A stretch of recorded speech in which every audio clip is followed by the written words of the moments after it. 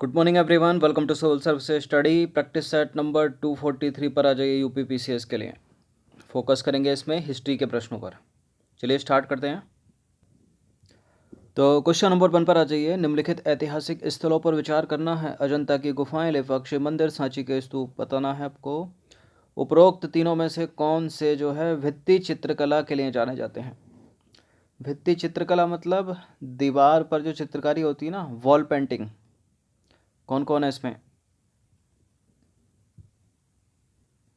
देखिए, अजंता की गुफाएं हैं, लेपाक्षी मंदिर है, सांची के स्तूप नहीं है। ठीक है, सांची का स्तूप कहाँ पर है? मध्य प्रदेश की धरोहर है।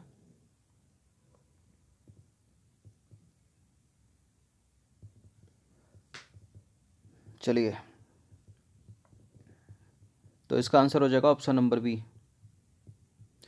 तो अजंता की गुफाएं हो गई, लेपाक्षी मंदिर भित्ति चित्रकला यानी वॉल पेंटिंग के लिए जाने जाते हैं, परंतु सांची का स्तूप भित्ति चित्रकला के लिए नहीं जाना जाता।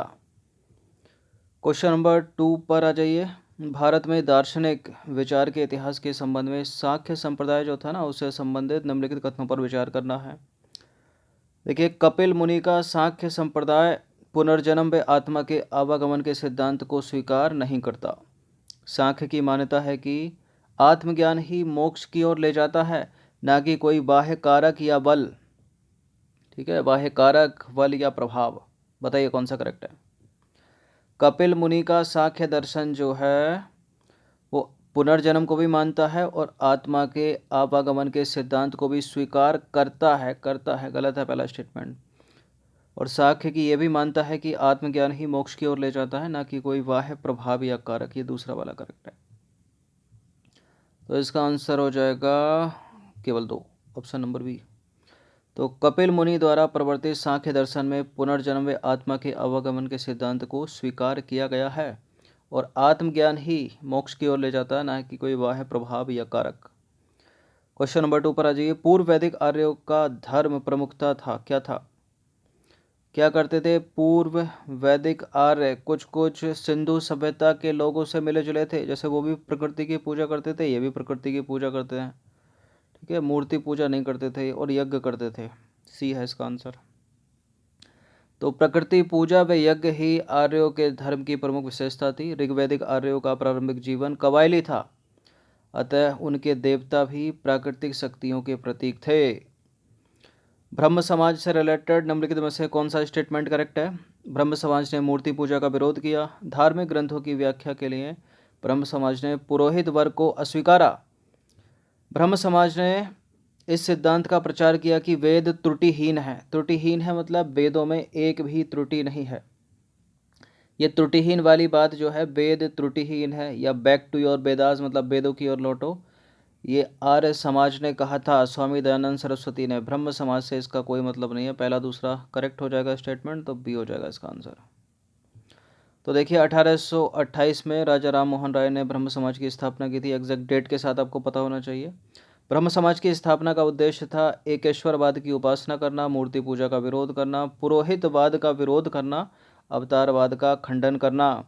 वेदों की त्रुटिहीनता को प्रचारित करने का श्रेय स्वामी दयानंद सरस्वती के आर्य समाज को जाता है, ना कि ब्रह्म समाज को। क्वेश्चन नंबर 5 पर आ जाइए। निम्नलिखित में से किन दलों की स्थापना डॉक्टर भीमराव अम्बेडकर ने की थी? Independent labour party, all India schedule caste federation, peasants and workers party of India.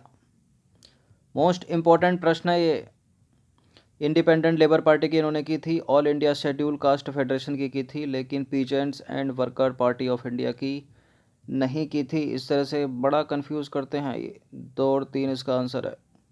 तो peasants and workers party of India की स्थापना डॉक्टर भीमराव अम्बेडकर ने नहीं की थी। Peasants and worker party of India की स्थापना 1947 में महाराष्ट्र में की गई थी, जिसके पहले अध्यक्ष बने थे जयंत प्रभाकर। क्वेश्चन नंबर 6 पर आ जाइए।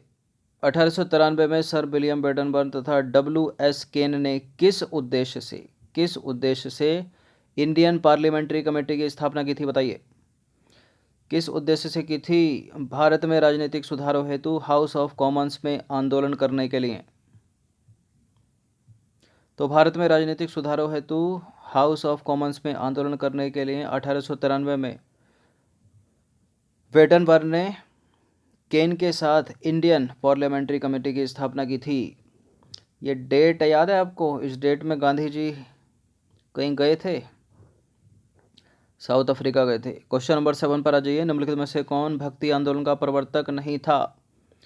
भक्ति आंदोलन का प्रवर्तक वल्लभाचार्य थे, त्यागराज थे, तुकाराम थे, नागार्जुन नहीं थे। तो नागार्जुन जो है वो बौद्ध धर्म से संबंधित थे, बौद्ध धर्म से, उनका भक्ति आंदोलन से संबंध नहीं था।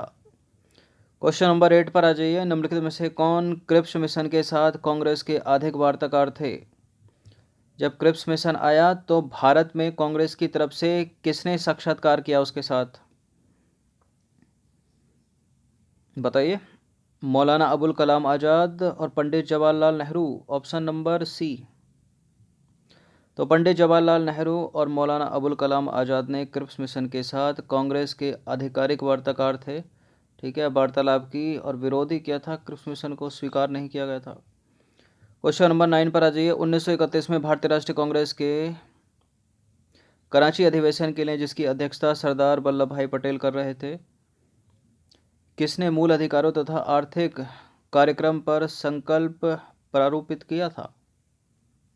ये तो यही थे, पंडित नेहरू, जवाहरलाल नेहरू। तो पंडित जवाहरलाल नेहरू ने कराची अधिवेशन में मूल अधिकारों व आर्थिक कार्यक्रम पर संकल्प प्रारूपित किया। 1931 में कराची में भारतीय राष्ट्रीय कांग्रेस का अधिवेशन हुआ। इसकी अध्यक्षता की थी सरदार वल्लभ भाई पटेल ने। इस अधिवेशन में मुख्यतः मूल अधिकारों तथा आर्थिक कार्यक्रम पर प्रस्ताव पारित किए गए। क्वेश्चन नंबर 10 पर आ जाइए। निम्नलिखित प्रधानमंत्रियों में से किसने भारत में क्रिप्स मिशन भेजा था? किसने भेजा था भारत में क्रिप्स मिशन? देखिए, नेविल चैम्बरलेन नहीं है और स्टैनली वॉल्डविन नहीं है। अब बताइए, विंस्टन चर्चिल है या रैमजे मैकडोनाल्ड? विंस्टन चर्चिल ने, ठीक है, ऑप्शन नंबर डी है इसका आंसर। तो विंस्टन चर्चिल ने भारत में क्रिप्स मिशन भेजा था, भेजने की बात हो रही है। कांग्रेस व मुस्लिम लीग दोनों ने ही क्रिप्स मिशन के प्रस्ताव को अस्वीकार किया था। तो भेजने वाला कोई और हो सकता है, और क्रिप्स मिशन जब आया तो उसका अध्यक्ष कोई और हो सकता है। कौन था? स्टैफोर्ड क्रिप्स, यही था। क्वेश्चन नंबर 11 पर आ जाइए। गोल्डन थ्रेशोल्ड एक बड़ी ही फेमस कविता संग्रह है, पुस्तक है। कौन है इसके रचयिता, रचनाकार कौन है? गोल्डन थ्रेशोल्ड, एनी बेसेंट नहीं, फिर अरुणा आसफ अली नहीं, विजय लक्ष्मी पंडित भी नहीं है, सरोजनी नायडू, भारत कोकिला। तो सरोजनी नायडू को गोल्डन थ्रेशोल्ड नामक कविता संग्रह की रचना की थी उन्होंने, और सरोजनी नायडू को भारत कोकिला के नाम से जाना जाता है। नाइटेंगल ऑफ इंडिया कौन है? सरोजनी नायडू। और स्वर कोकिला कौन है? लता मंगेशकर। निम्नलिखित में से किसने बहुविवाह नामक पुस्तक लिखी है? बहुविवाह नामक पुस्तक किसने लिखी है? ना पंडित रमाबाई ने लिखी है, ना राम मोहन राय ने। किसने लिखी है? ईश्वर चंद्र विद्यासागर ने। तो 19वीं शताब्दी के प्रमुख समाज सुधारकों व शिक्षाविदों में ईश्वर चंद्र विद्यासागर का बड़ा नाम प्रसिद्ध है। इन्होंने समाज में व्याप्त बहु विवाह, बाल विवाह, विधवा शोषण, स्त्री अशिक्षा आदि कुरीतियों को दूर करने का प्रयास किया। इन्हीं के प्रयासों से विधवा पुनर्विवाह अधिनियम 1856 पारित किया गया। इन्होंने बहु विवाह और बाल विवाह हेर दोष नामक पुस्तकें लिखी हैं। भक्त तुकाराम कौन से मुगल सम्राट के समकालीन थे? भक्त तुकाराम 1600 का काल है इनका। 1627 में थे जहांगीर, शाहजहां का भी यही कुछ मिला जुला है, लेकिन जहांगीर, शाहजहां ऑप्शन में नहीं है, तो जहांगीर इसका करेक्ट आंसर हो जाएगा सी। तो संत तुकाराम का काल है 1608 से 1649 के मध्य, जो है दो मुगल शासक हुए। एक तो जहांगीर 1605 से लेकर 1627, फिर शाहजहां का काल है 1627 से लेकर 1658। तो दोनों के दोनों ये इसके बीच में पड़ते हैं, मतलब इसके साथ पढ़ते हैं, ये तो बीच में ही पड़ जाते हैं, ठीक है, और ये पढ़ते हैं, मतलब एक तरह से पड़ जाते हैं दोनों बीच में, क्योंकि यहाँ पहले थोड़े आ गए हैं। ये 1608 से शुरू हुआ इनका, ठीक है, फिर ये बीच में आ गए। तो दोनों को याद रखना, अगर ऑप्शन में दोनों है तो दोनों, जहांगीर शाहजहां, ठीक है, संत तुकाराम। और जहांगीर के शासनकाल को चित्रकला का कहते हैं काल, और इनको स्थापत्य कला का, शाहजहां। तो देखिए, तुकाराम जो है महाराष्ट्र के एक महान संत और कवि थे। वे तत्कालीन भारत में चल रहे भक्ति आंदोलन के एक प्रमुख स्तंभ थे। उन्हें तुकोबा भी कहा जाता है, तुकोबा, तुकाराम को। क्वेश्चन नंबर 14 पर आ जाइए। भारत के इतिहास के संदर्भ में अब्दुल हमीद लाहौरी कौन थे? अब्दुल हमीद लाहौरी कौन थे? कोई सैन्य कमांडर थे क्या अकबर के शासनकाल में, या कोई राजकीय इतिहासकार थे? शाहजहां के शासनकाल का एक राजकीय इतिहासकार था अब्दुल हमीद लाहौरी। तो देखिए, अब्दुल हमीद लाहौरी शाहजहां के शासनकाल में राजकीय इतिहासकार के पद पर आसीन था। वह शाहजहां के दरबार में पटना से बुलाया गया था। उसने अपनी पुस्तक पातशाहनामा में शाहजहांकालीन इतिहास का वर्णन किया है। इम्पोर्टेंट है, प्रश्न अलग से पूछा भी गया है कि निम्नलिखित में से किसने अपनी पुस्तक में ये कर देगा, या फिर अपनी पुस्तक पातशाहनामा में शाहजहांकालीन इतिहास का वर्णन किया है?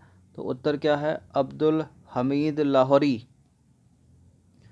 क्वेश्चन नंबर 15 पर आ जाइए। अंतिम प्रश्न है, वर्ष 1946 में बनी अंतरिम सरकार में डॉक्टर राजेंद्र प्रसाद के पास कौन सा विभाग था? ये इंपॉर्टेंट है, पूछ ली जाती है कि किसके पास कौन सा विभाग था। डॉक्टर राजेंद्र प्रसाद के पास था खाद्य एवं कृषि विभाग। ठीक है, अब रा बोलिए, राजेंद्र का बोलिए रा, तो आ खुलता है ना, आ मुंह, खाने के लिए, खाद्य एवं कृषि, इस तरह से रिलेट कर लो इसको। और बाकी रक्षा विभाग था वल्लभ भाई पटेल के पास। तो कांग्रेस द्वारा वायसराय के नवीनतम प्रस्ताव को स्वीकार कर लेने के बाद 1 अगस्त 1946 को लॉर्ड वेवेल ने कांग्रेस अध्यक्ष जवाहरलाल नेहरू को अंतरिम सरकार के गठन के लिए निमंत्रण दिया और 2 सितंबर 1946 को अंतरिम सरकार गठित की गई। इसमें डॉक्टर प्रसाद के पास खाद्य एवं कृषि विभाग था। सबके पास अलग अलग विभाग थे, कई बार बताया है और ये पूछ भी लिया जाता है। अधिकतर जितने विभाग में संघ लगा हुआ है, संघ, ठीक है, वो नेहरू के पास थे वो। चलिए, तो 15 प्रश्न थे हिस्ट्री के, इनकी प्रैक्टिस एक बार कर लेना। धन्यवाद। अधिकतर बोला, ऐसा नहीं है कि सारे संघ वाले।